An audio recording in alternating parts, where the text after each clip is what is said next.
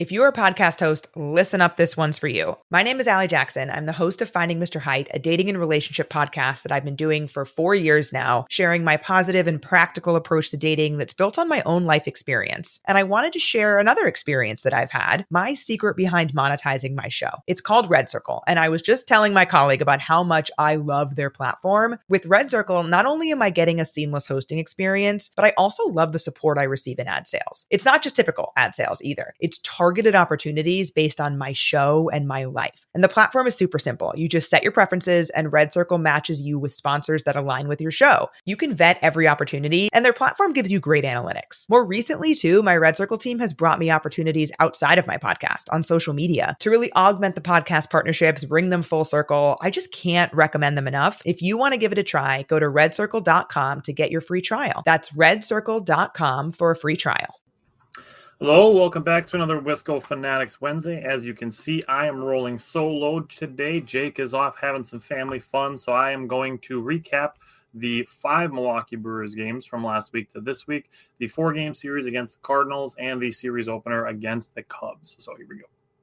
Welcome to another episode of the Wisco Fanatics Show, where we cover the Packers, Bucks, Brewers, and Badgers basketball and football teams from an optimistic and realistic perspective. Wisco Fanatics is brought to you by Cardboard Legacy, Wisconsin's most complete sports card shop. Buy, sell, grade, and consign all at their location in Oshkosh. Alrighty, so as I said, 5 Milwaukee Brewer games to talk about, starting with the 4-game series against the Cardinals. This was a home series for the Brewers, and to start talking about this series, have to talk about Jacob Misiorowski and his debut, the long-awaited debut of Jacob Misiorowski, and it was cut short a little bit by some cramps that he had in his leg, but what can we all say? I mean, he was electric from the first inning of the game. I mean, just watching him, just the first inning of watching him pitch, it's like, oh, he's going to be fun to watch. He throws sliders so hard that they register as cut fastballs. He throws a 96-mile-an-hour slider. It is absolutely insane. Jake popped in to drop a note, said the Miz is a stud. Absolutely. We're going to get to a point where we're going to have to try to think of ways to say things because we're going to run out of ways to talk about Jacob Misiorowski. Seeing him getting Wilson Contreras as his first K was awesome and just really poetic for how this entire series went, which we'll get to some of the other drama when we get to the later games of this series. Now, his command did get a little iffy in the top of the third. He walked a leadoff hitter, got behind 2-0 before getting a ground into a double play and another strikeout. And then in the top of the fourth, he had a 4-pitch walk and a 5-pitch walk with 2 outs. The zone did tighten up a little bit on him there. But the other thing with his pitches, his 92-mile-an-hour changeup registered as a sinking fastball. So a 96-mile-an-hour slider registering as a cut fastball and a 92-mile-an-hour changeup registering as a sinking fastball is insane. And as I mentioned, he was taken out with some cramping in his calf and quad. You could see it affecting his command a little bit. He is fine, which is good. He kind of twisted his ankle as he was trying to get back to the mound in the top of the 6th inning and was eventually taken out. He did talk pregame. He was planning on thinking he was going to be throwing 60, 70 pitches was going to be it for him. And he ended up throwing 81. And out of those pitches, he was not quite as accurate as maybe we would want him to be, but still effective. He threw 49 strikes. That's 60.5%. The Major League Baseball average is 63.9. Jake said seeing Contreras stand on home plate and still strike out was my favorite thing of the game. God, and people wonder why he gets hit by pitches. We stand to the plate. They're picking on me. Stop standing on top of the plate. So after that, was taken out. And totally fine. He's planned as the starter for tonight's game if it happens with the weather that's in the area. But Jacob Misiorowski, 14 pitches over 100 miles an hour. That is tied for the 5th most in a Major League Baseball debut since 2008 when they started tracking it. Wes, he's scheduled to start tonight if that game happens. So could be tomorrow. If they end up playing a doubleheader, we'll see. We'll know what the scheduling is when they make an official announcement if tonight's game is going to be canceled or not. But all Brewers starters since 2008 had 8 complete total 100-mile-plus pitches. And Jacob Mizorowski threw 14 in his debut. Of those 8, 6 of them came from Trevor McGill, who pitched as an opener in 2023 games. So the Brewers essentially have had 2 pitchers throw 100-plus miles an hour. One of them would be Brandon Woodruff, and one would be Willie Peralta, both through 100.0. And Jacob Mizorowski was reaching up into the 102s. He does a great job keeping the same release point on all of his pitches. That's what makes a lot of his stuff play as even more deceptive. Makes it a little bit harder to judge what's coming out of the hand. And then on top of it, the velocity, obviously. He did have a no-hitter going through 5 innings, even with a super tight strike zone, but didn't end up finishing it out. 13 total whiffs, 7 of them came on his fastball. And then my last thing on Mizorowski, Pat Murphy post-game, unprompted, said, we saw Woody debut, we saw Peralta debut, we saw Corbin Burns debut and go up and down and then really get on it. We probably have somebody in the same mold. Awesome to hear Pat Murphy say that again, completely unprompted. Nobody brought up any of those guys' names. He brought that all up on his own, which is a really cool thing for Jacob Mizorowski and for the Brewers. Now, on the rest of game 1 from last Thursday, I love that Sal got another shot to lead off. Last week, after talking about, how he's a tough out, we talked about, the way that he bats, the statistics in his batting, and the way that he just almost never strikes out. He started the first game with an oppo single. His third at-bat was a 2 RBI single. His fourth at-bat was another single at 108 miles an hour, the hardest hit of his career. And he also made a diving catch in this game, so great game from Sal Frelick. Isaac Collins, bottom of the second inning, had a tough 8-pitch at-bat, got down 0-2, fouled off a couple pitches, got back to 3-2, and then pulled a triple. And Bryce Terang, who was also down in his at-bat 0-2, had an infield single to give the Brewers their first run of the game. Shout out to Pat Murphy just for the lineup construction on that. Again, putting Sal Frelick in the leadoff spot, putting Isaac Collins, who we talked about last week, hitting very well, and Bryce Terang right behind him. Bottom of the 5th, Isaac Collins got out again, did get picked off, but the Brewers responded by going single, hustle double, another single, and Joey Ortiz absolutely hot on Caleb Durbin's heels, and a Jackson Chourio home run to dead center on the first pitch that he saw, and the Brewers had chased Sonny Gray. Seeing Joey Ortiz and Caleb Durbin, and they said this on the broadcast, yes, Caleb Durbin made the right base running call. If a ball is caught, he's going to score. If the ball falls, he's going to score anyways. Joey Ortiz made the more aggressive play. Caleb Durbin made the safe and smarter play. He was going to score no matter what. Didn't matter that Joey Ortiz was 4 steps behind him. Top of the 7th, the Cardinals got their first 2 hits. Both of them came against Ashby. One of them was a broken bat single, and the second was kind of a blooper. But caught stealing shortly after that first one, and then a fly out and a ground out. Ashby did finish the inning, and he finished actually 3 scoreless innings and got himself a save. So, pitch velocities of game 1. Jacob Mizorowski by himself had the top 30. Jacob Mizorowski threw the 30 hardest pitches of this entire game by himself. The Milwaukee Brewers accounted for the top 53 pitches between Jacob Mizorowski, Nick Mears, and Aaron Ashby. So the Brewers, game 1, just came out throwing heat at the Cardinals, and the Brewers got the win. Going into game 2, Freddie Peralta got off to an efficient start, had 3 2/3 innings perfect. Did get through 4 innings with just 55 pitches. The 5th inning, he ran into a lot of traffic through 26 pitches. The 6th inning, he allowed 2 2-out base runners, and Pat Murphy let him stay out, and he got the final out on a pop-out. All things considered, I'll take 6 innings pitched from Freddie Peralta on 93 pitches and only 1 walk. Pretty solid start from Freddie Peralta. Good to see Sal Frelick and Jackson Chourio manufacture 3 runs. Sal had 2 more hits in the leadoff spot, scored the first run from first base on the double to the left field corner, which is really tough to do because it's a shorter throw from left field to third base than it is from right field to third base or to home plate. And then Jackson Chourio scored the 3rd run scored the third run. Very, very aggressive base running. He had 2 feet first slides, but heads up base running to be able to get to third base and then be able to score for the Brewers in game 2. And then I know I've said this before. I've said it a whole bunch to Jake. Abner Uribe has 2 elite pitches. His fastball, his sinking fastball, and his slider, they are both elite pitches. And then Trevor McGill pitched in game 2. He allowed a run on a double and a single, but did strike out Lance Nootbaar to win. He did look better than he did against the Padres, which is encouraging. He's trending in the right direction, specifically his curveball and landing that for strikes. Game 3. This one is where things get a little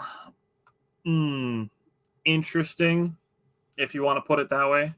The Cardinals jumped on Jose Quintana fast. The first 3 batters reached, but the Cardinals made the first out at third base, which is a big baseball no-no.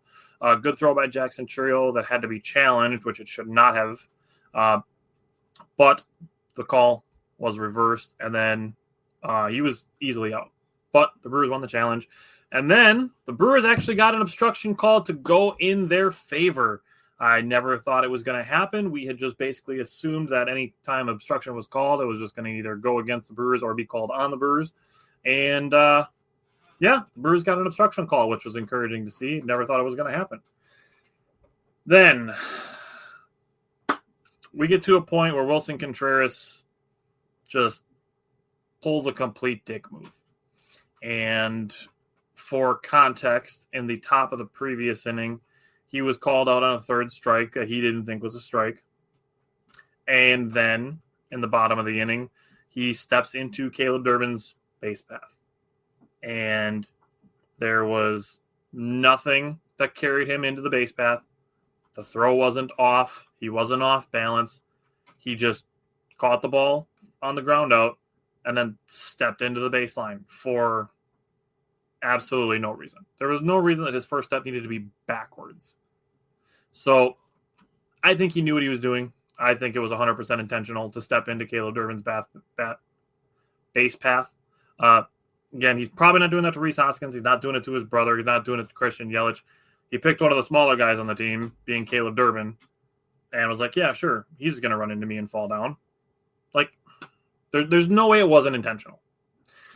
Now, both Contreras brothers ended up hitting a home run. Wilson Contreras got hit by a pitch. Rhys Hoskins got hit by a pitch. And after this game, one of the 2 Contreras brothers decided to act like a gigantic douche. And I'll let you guess which one. It's not a hard guess. Listening to Wilson Contreras and Rhys Hoskins talk after the game, 2 very different approaches. And I know Vinny and Brian Anderson harped on it during the entire game 4 that he did not go about it the right way, and they credited Rhys Hoskins for the way that he went about it and the way that I was thinking about it too. Rhys got hit, Contreras got hit, Contreras hit a home run, our Contreras hit a home run. Call it a wash, let it go, done. Rhys Hoskins, after the game, just said, nope, we were just talking about playing first base. Just talking about playing first base. Then Wilson Contreras talks after the game and doesn't call Rhys Hoskins by name, but calls him a fucking pussy. So we're at this point now where all these things happen. Everybody hits their home runs. Everybody takes their hit by pitches. Cardinals get the win. Brewers win the series. One guy is basically like, all right, baseball justice was done. And the other guy decided to start more shit. And, people bring up that he's been previously hit by pitches. He's also previously leaned in to pitches. So I'd feel no sympathy for you for getting hit by pitches when you're trying to get hit by pitches. And there's a difference between knowing you're going to get hit by pitches and sucking it up and getting hit by pitches and then being like, oh, they're throwing at me. We've had a guy who we know is going to get hit by pitches a lot, and he says thank you and takes his base. And that's Mark Canha. Mark Canha never complained about getting hit by pitches. He understood that his batting stance was going to lead him to getting hit by pitches more often. He just understood that, took it, moved on. Wilson Contreras should be doing the same thing. not crying, oh, they're throwing at me, and then starting shit after the game when everybody else was going to move on. So I would have liked to know Jake's thoughts on this, and, we'll see when the Brewers play the Cardinals next what his thoughts are, because I'm sure we'll talk about it. I'm sure this is not the last we're going to hear about Willson Contreras. And the Brewers, obviously, the fans let him hear it when we got to Sunday's game on Father's Day. But to finish up Game 3, I love how Jackson Chourio can decide halfway between first and second base that he's going to just stretch into a triple, having that speed. And then for him to score with his speed again on a passed ball that barely gets outside the dirt of where the batter's boxes are, and he can score on that. It's awesome to see. Love seeing the speed that he plays with. It creates chaos, and it's like, oh, so this is how the Reds feel about Elly De La Cruz. That's the kind of speed that Jackson Chourio has. It's exciting to watch. It's fun to watch. Now, again, this game should have just been over. Let everything go. Let everything be done. And again, seeing some Cardinals fans whining about the hit by pitch. Willson literally took the ball, handed it to Jose Quintana. They are former teammates when they were with the Cubs. And then one of them started everything back up post-game. And what I said to Jake, and I said this is the comparison that I would make for the way that Willson Contreras handled himself both in the game and then after the game, is, to me, it was giving really big Hunter Dickinson energy. Where Hunter Dickinson, when he was at Michigan, would start a bunch of shit with the Badgers, stomp on people, throw elbows, do a bunch of dirty shit, and then call the Badgers scumbags. That's how it feels with Willson Contreras. For all of the things to transpire after he started something by stepping into Caleb Durbin's base path because he didn't like a third called strike, and then to have all of the things happen, Brewers wanting to be sweeping it under the rug, call it done, baseball justice was done, and then Willson Contreras is going to go and call Rhys Hoskins a fucking pussy. Big Hunter Dickinson energy there from me. So, the Cardinals ended their 6-game losing streak. We need April Jose Quintana back. Sal is a beast. Joey Ortiz did just miss a game-tying home run. And before I move on to Game 4, I want to talk about that with what's going on in baseball and who said something about it. So it feels like the Brewers have had tons of hits to the warning track this year. I know we've talked about it in episodes in the previous weeks, that it feels like the Brewers are hitting tons of warning track balls, and just not getting a bunch of home runs. I saw a report, and it was backed up by Andrew McCutchen, that Major League Baseball is using a ball that has higher seams, which causes more drag on the baseball, which deadens the ball and makes it not fly as far. So we've entered into not necessarily a new dead ball era, but the balls that Major League Baseball is using this year, they are higher drag because the seams are higher. So it's unfortunate. Joey Ortiz almost had a game-tying home run in Game 3, just didn't get enough on it. And it feels like there's been a lot of games where Jeff Levering's calling balls, and he's getting ready to announce them as home runs, and then they fall 10 feet short of the warning track. Or they end up being caught up against the wall. I believe Andrew McCutchen, where he's coming from. Andrew McCutchen has definitely been in the league for a long time, and he's got his head in a good place. So I'm trusting Andrew McCutchen on what he's saying. From his perspective, the dead ball is unfortunate, and it's kind of affecting the Brewers, but thankfully the Brewers do have the ability to win games in other ways and are staying above 500 by doing so. But a live ball with the Brewers, and they potentially have a whole bunch more home runs, which is encouraging given the fact that they've already got a whole bunch of home runs. Speaking of a whole bunch of home runs, Christian Yelich became the third player in Milwaukee Brewers history to homer on Father's Day and Mother's Day, joining Manny Pena and Ben Ogilvy. Top of the first inning, Rhys Hoskins had a nice play to start a 3-6-3 double play. That resulted in a ton straight retired batters for Quinn Priester, who pitched very well. 6 innings pitched, only 1 earned run. That's fantastic work. And there are 2 things here. The first one Jake brought up to me, which would be a Quinn Priester apology form, which I think is absolutely deserved with the way that he's been pitching. He threw 2 good outings, 2 bad outings after being acquired, and he's been fantastic since then. Thanks, Justin. That is a cool stat for him to homer on Mother's Day and Father's Day. I'm surprised Bill Hall never did it, considering how much love he's gotten for his work on Mother's Day. Drew Avens up for temporary outfield depth. Got his first start, his debut. Got an RBI, had a well-hit sac fly, played pretty well in his debut. Good for him. Was sent back down. No corresponding move had been announced for the Brewers. The Cardinals didn't get their first hit until the top of the 4th inning, and then a no-call strikeout ends up as a single and a run scored with 2 outs produced, and we're going to hear this again. I'm going to talk about this again. Now, Christian Yelich in the bottom of this inning, on the second pitch of the bottom of the inning, erased that 1 run that the Cardinals got with his 14th home run of the year and added a double in the bottom of the 8th for good measure. The Brewers just seem to trade for guys with bad numbers and turn them into legit players. And that's where the apology form part of it is due to Quinn Priester. But the other part of this is there needs to be more respect put on the pitching lab. As much respect as the Brewers pitching lab has, it needs more. Just in the last 2 years, they've taken 2 guys with really bad numbers, traded for them, and turned them into very, very good players at their positions. One being obviously Quinn Priester, and the other being Nick Mears, who did not have great numbers with Colorado, but since coming over has been one of the most reliable relievers in baseball. Obviously one of the most used as well, but that's what makes him reliable. Bottom of the 7th inning on Sunday, Caleb Durbin got a single and then a bunch of infield contact, added a run for the Brewers in insurance. Top of the 8th, he had a web gem against Mason Wynn. And as I said with Nick Mears, he continues to be Pat Murphy's quote-unquote not fucking around guy. 2 outs, man on second base in a 1-run game. He comes in and strikes out Wilson Contreras, much to the delight of Brewers fans.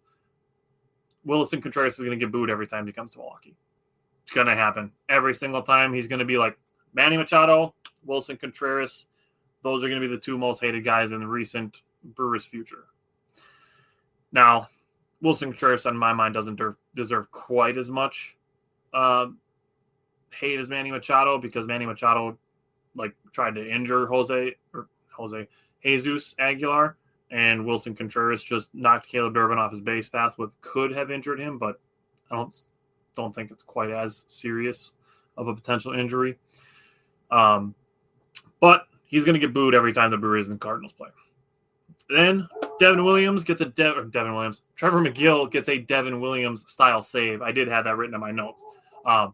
Gets a Devin Williams style save, allows a couple base runners, but then gets 3 strikeouts. Did have a wild pitch mixed in there, which allowed 2 runners to advance. But started with a 12-pitch at-bat against Nolan Arenado, ending in a single. That was a really, really long at-bat.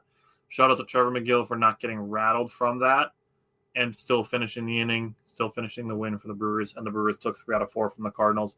And what was a very, very important series for the Brewers to win 3 out of 4.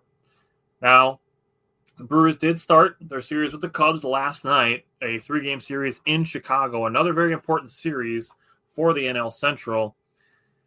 And Chad Patrick was yanking his cutter a little bit early, had a hit by pitch and a double that was almost caught by Jackson Chourio, but 2 strikeouts through the first inning, twice through the batting order. He had 5 1/3 innings pitched, and then the zone got extremely tight versus Happ and Tucker and Suzuki. And I just want to put this up because this is, to me, a pretty frustrating set of events here. Starting with the strike zone for Chad Patrick versus Ian Happ. This is the first batter second batter in the 6th inning. And first 2 pitches here, pitch 1 right at the top corner. That's a strike. Second pitch, right on the outside corner. That's a strike. Both pitches called balls.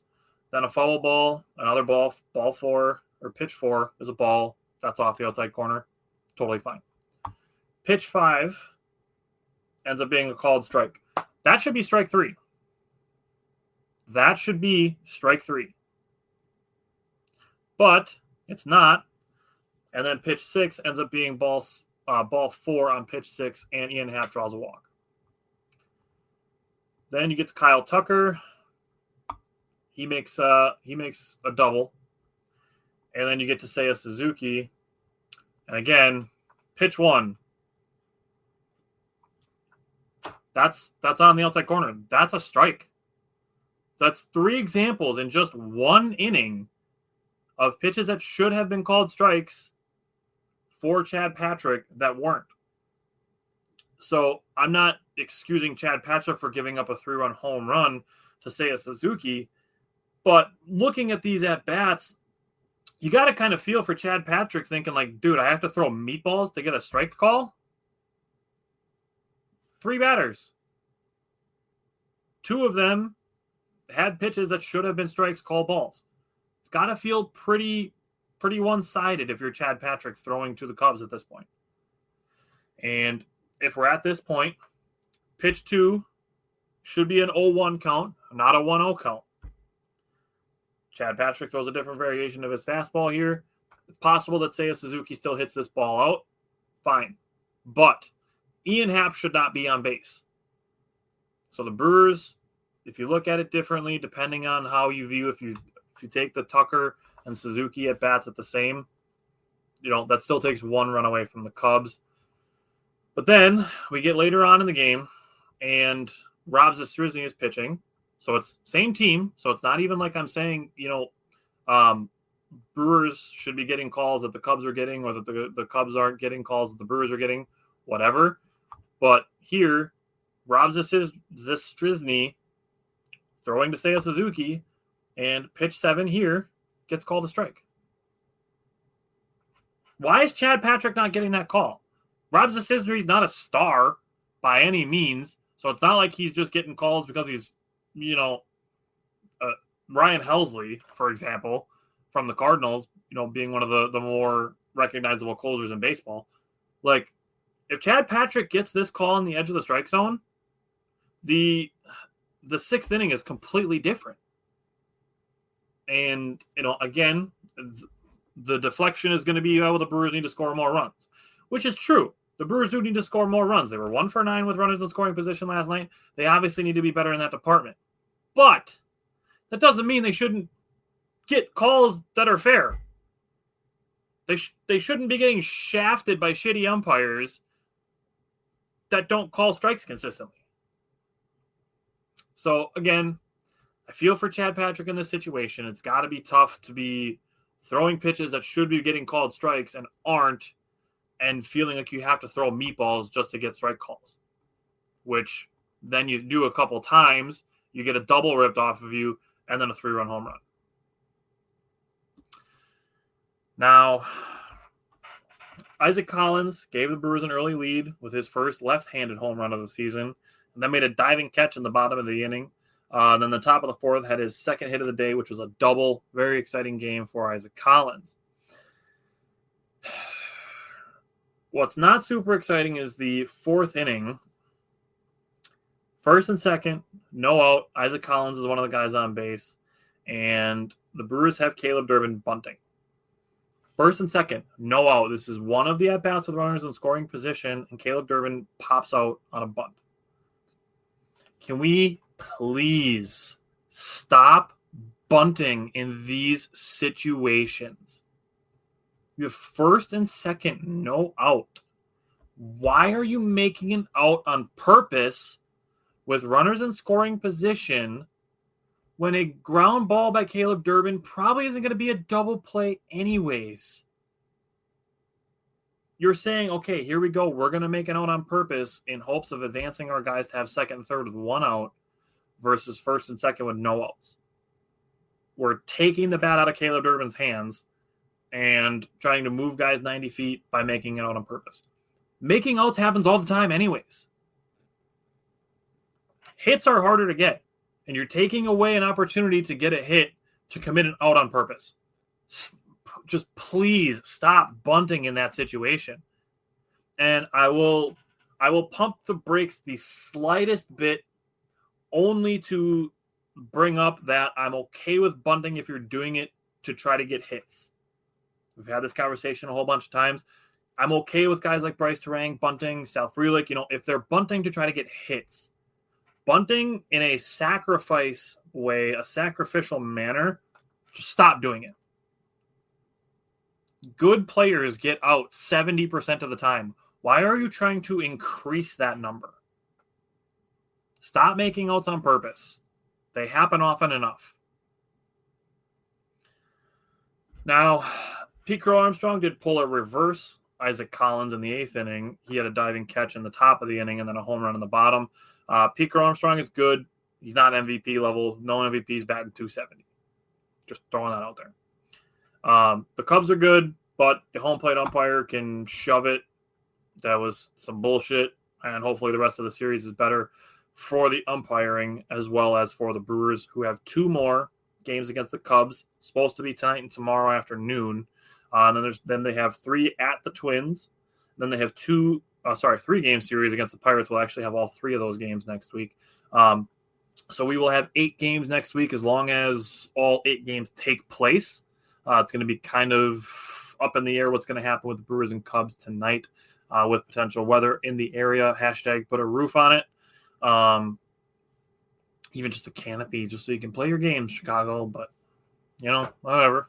We'll just sit up here in Milwaukee with our retractable roof in our beautiful stadium. But it's neither here nor there. So the Brewers, 8 more games between now and next week, and Jake will be back next week. So I will have a guy to bump some thoughts off of. Hopefully we get to see our second Jacob Mizorowski start in that time. The only other things to talk about with the Brewers are the couple of trades that happened. First being the Aaron Savali trade, and a lot of mixed reviews on the Aaron Savali trade. Asking why they're trading for a guy that's batting 170, if you were going to, potentially need depth, you should have kept him. He didn't want to be here. So there's that first. Secondly, very possible that his agent would have told him to sit out games instead of going to the bullpen because he wants to get paid as a reliever. He's on a contract here. He wants to be paid as a starter. So he's going to be wanting to start games because that's where he's going to make his money. The best relievers make not a lot compared to just middle reliever or middle of the pack, back end of the rotation starters. A number 5 starter is going to make more than probably 80% of relievers in baseball. So he wants to be pitching as a starter to be paid as a starter. So there's that part of it. Again, very possible that his agent tells him not to pitch if he's going to be pitching out of the bullpen. So just trading him to gain a roster spot is worth it at that point. And the Brewers got Andrew Vaughn. He was a target of mine like 2 years ago that I wanted the Brewers to go after back when he was hitting 17 and 21 home runs in 2 back-to-back years in 2022 and 2023. So if the Brewers can extract that version of Andrew Vaughn, he's very similar to Jake Bauers where he can play first base. He can play the corner outfield positions. You can use him as a DH. He's got some pop in his bat. Very similar to that. The reports that I saw were that the Brewers were going to be willing to listen to offers on Jake Bauers now that they've acquired Andrew Vaughn, where they are going to leave in AAA until he gets his bat right. And the encouraging part of it, Andrew Vaughn in his first game with the Nashville Sounds last night hit a grand slam. So very, very early encouraging return for Andrew Vaughn. And then the other trade the Brewers made to send Wes Clark to the Astros, I believe just for cash considerations. But they traded Wes Clark to the Astros. Basically kind of another ripple effect of the Andrew Vaughn trade. Wes Clark was like a backup outfielder, first baseman. He played a little bit of catcher, but not much in AAA. Jefferson Cuero is going to be doing all of that.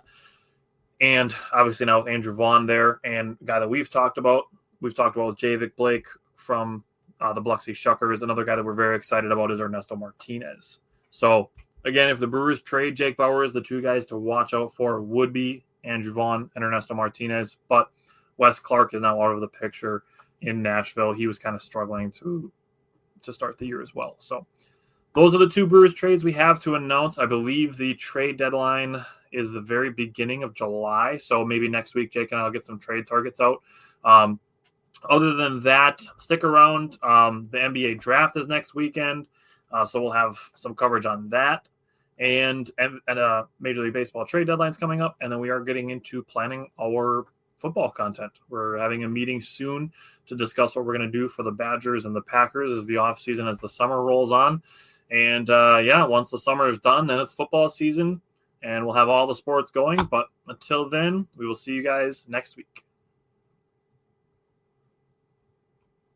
If you're a podcast host, listen up, this one's for you. My name is Allie Jackson. I'm the host of Finding Mr. Height, a dating and relationship podcast that I've been doing for 4 years now, sharing my positive and practical approach to dating that's built on my own life experience. And I wanted to share another experience that I've had, my secret behind monetizing my show. It's called Red Circle, and I was just telling my colleague about how much I love their platform. With Red Circle, not only am I getting a seamless hosting experience, but I also love the support I receive in ad sales. It's not just typical ad sales either. It's targeted opportunities based on my show and my life. And the platform is super simple. You just set your preferences and Red Circle matches you with sponsors that align with your show. You can vet every opportunity and their platform gives you great analytics. More recently too, my Red Circle team has brought me opportunities outside of my podcast on social media to really augment the podcast partnerships, bring them full circle. I just can't recommend them enough. If you want to give it a try, go to redcircle.com to get your free trial. That's redcircle.com for a free trial.